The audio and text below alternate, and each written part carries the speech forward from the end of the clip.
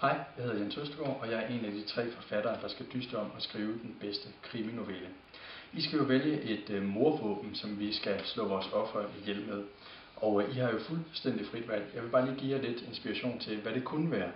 Man kan fx gå den traditionelle vej, og så vælge en kniv som den her, eller en pistol, eller noget af det, vi plejer at se i kriminalromanerne. Man kan også, i stedet for at vælge at gå den lidt mere forstadsagtige vej og vælge et haveredskab. Hvis man godt kan lide mad, så kunne det være, at man gerne ville lade offeret kvæles i en spiseskefuld kanel. Man kan hænge folk op i seng, stikke dem med skruer, der er rustne.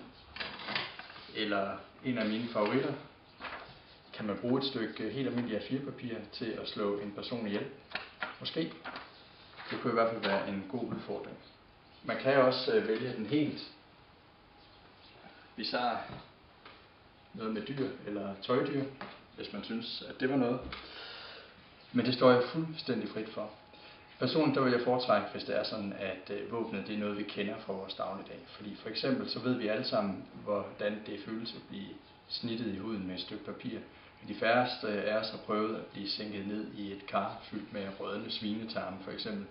Så jeg vil foretrække, at de holder det enkelt og tæt på dagligdagen. Og så skal vi nok sørge for at gøre det uhyggeligt. Jeg ser frem til at høre, hvad det er, I finder på.